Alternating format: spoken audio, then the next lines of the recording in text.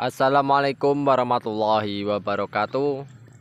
Kembali lagi di channel kami. Saya ucapkan banyak terima kasih pada kawan-kawanku yang sudah mengklik dan ingin menonton video kali ini.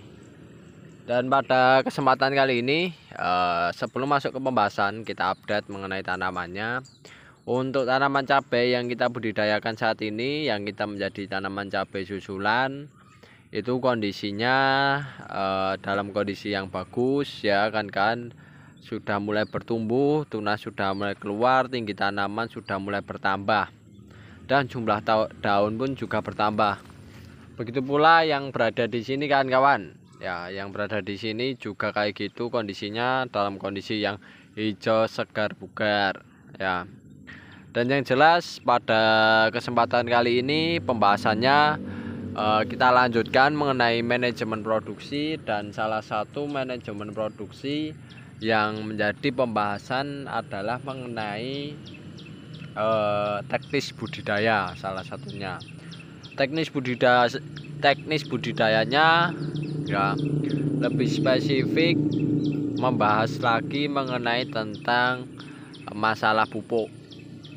Jadi kawan-kawan, dalam membudidayakan tanaman apapun itu tanamannya ya, yang lebih khusus adalah tanaman cabai, itu teknis budidaya yang perlu kita perhatikan yaitu adalah salah satunya pupuk. Pupuk dalam proses teknis budidaya ada dua, yaitu pemupukan dasar dan juga pemupukan suplai. Nah, kalau pemupukan dasar itu dilakukan bersama pengolahan lahan, yang dimana sebagai dasaran ya dari media tanam untuk kita tanami. Sedangkan nanti kalau pemupukan susulan itu biasanya dilakukan ketika tanaman sudah tumbuh, diberi pupuk lagi kan kawan, semacam itu. Nah, akan tetapi kita membahasnya lebih mendalam lagi, masuk lagi, yaitu mengenai tentang pemupukan dasar. Jadi kawan-kawan, dalam proses budidaya tanaman pastinya kawan-kawan melakukan pengolahan lahan ya. Pengolahan lahan pastinya tujuannya untuk bagaimana kita mengoptimalkan lahan agar lahan tersebut menjadi media tanam yang sesuai dengan kebutuhan dari tanaman itu sendiri. Nah, dalam memproduksi tanaman ya, memproduksi hasil dari budidaya pertanian ya, dari pertanian itu sendiri, itu pastinya kawan-kawan dalam pengolahan lahan menggunakan pupuk dasar. Ada yang pupuk kimia ya semacam itu, ada juga yang pupuk organik. Nah, kadang ada juga yang tidak menggunakan pupuk sama sekali. Menurut saya ya, dalam produksi lahan, produksi tanaman itu kita perlu penggunaan pupuk organik sebagai pupuk dasar. Nah, pupuk organik kita pilih karena apa? Karena satu, yaitu pupuk organik harganya jauh lebih murah dari segi harga. Lalu yang kedua, dari segi jenis pupuknya ya, jenis pupuknya itu pupuk yang ramah lingkungan. Dan yang jelas pupuknya tersebut memiliki isian atau apa ya, berbagai macam unsur hara yang tersedia di pupuk tersebut. Dan yang ketiga adalah pupuk organik juga sebagai investasi jangka panjang, yang dimana pupuk organik ini bisa menyuburkan semakin lama lahannya semakin bagus, semacam itu. Dan yang keempat, pupuk organik itu sendiri pastinya mudah didapatkan ya, mudah didapatkan di lingkungan sekitar. Dan yang jelas pupuk organik dapat membenahi tanah ya, jadi untuk jangka panjangnya tanah itu semakin lama semakin subur. Itu yang kedua, yaitu yang jelas harganya murah dan mudah didapatkan. Nah, inilah menurut kami dalam memproduksi tanaman apapun itu, tanaman cabai ataupun tanaman padi semacam ini, kita perlu penggunaan pupuk organik. memang efeknya tidak bisa dirasakan secara langsung ya kan kawan. Kayak langsung selang 3 hari itu tidak, akan tapi jangka panjangnya itu kelihatan kawan-kawan ya. Semakin lama lahannya itu semakin subur, dan biasanya kan kawan tanamannya juga subur-subur, bagus-bagus kan kawan, semacam itu ya. Meskipun ada faktor lainnya yang menyebabkan tanaman itu tidak bagus, akan tapi dari pengalaman yang saya budidayakan diaplikasikan di lahan kita ya, dalam proses teknis budidaya itu memang efeknya luar biasa. Yang jelas kemarin saya pernah menanam dalam satu musim kurun waktu 1 tahun, yaitu kita menanam padi, menanam jagung, dan juga menanam timun. Itu kita coba dengan penggunaan pupuk organik ya. Pupuk organik itu hanya pada proses budidaya padi, akan tapi sebelum budidaya padi saat itu kita sudah menggunakan pupuk organik secara terus menerus.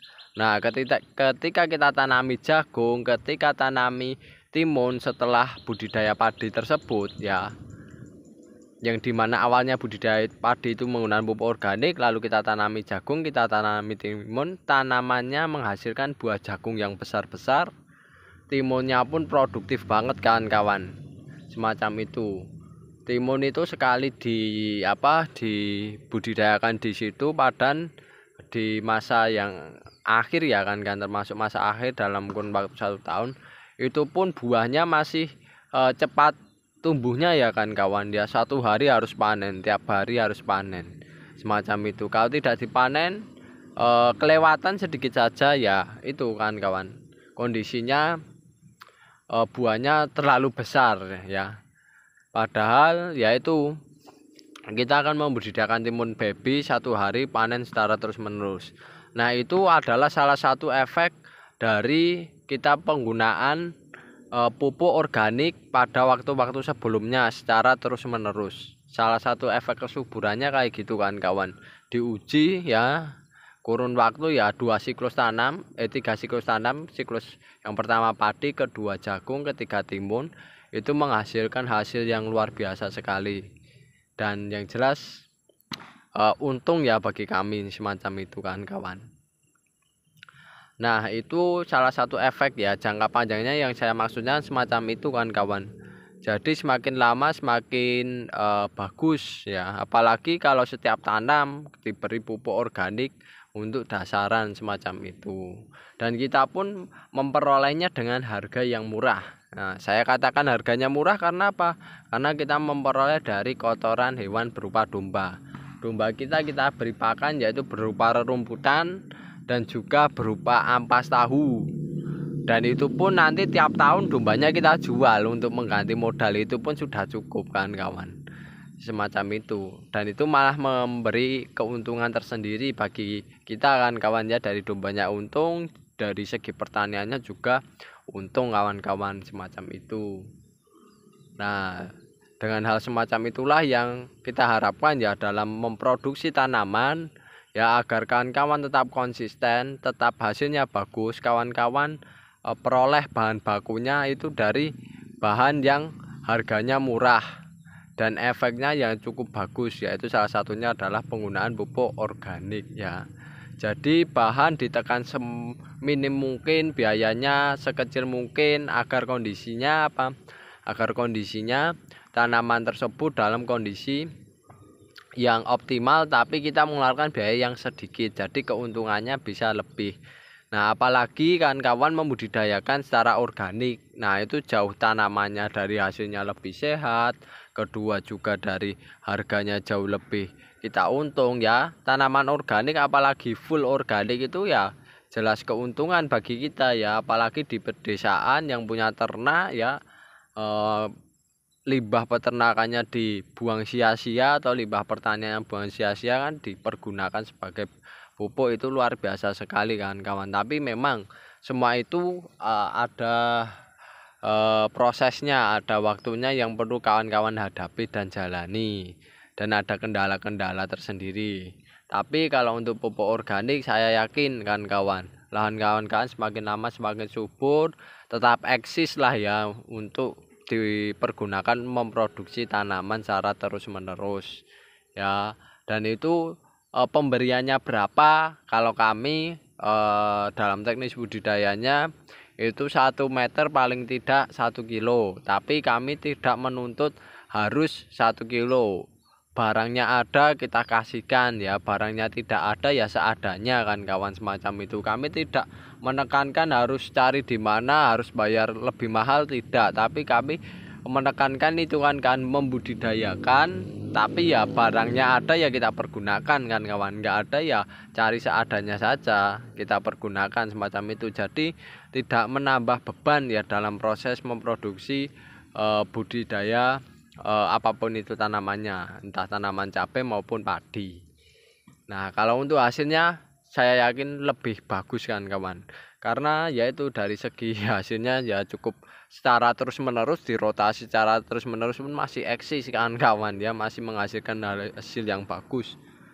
Dan ada juga pengalaman saya, yaitu adalah mengenai tentang hasil dari tanaman padi yang jumlahnya itu jauh lebih banyak dibandingkan dengan yang tidak menggunakan pupuk organik. Jadi kita menggunakan pupuk organik itu hasilnya jauh lebih banyak, lebih berbobot padinya, dan anakannya jauh lebih bagus juga. Nah, itu menghasilkan hasil yang maksimal pula kan kawan, semacam itu salah satu efek dampak dari pemberian pupuk organik. Dan itu pun saya rasa perlu ya kan kawan, wajib diberikan ya.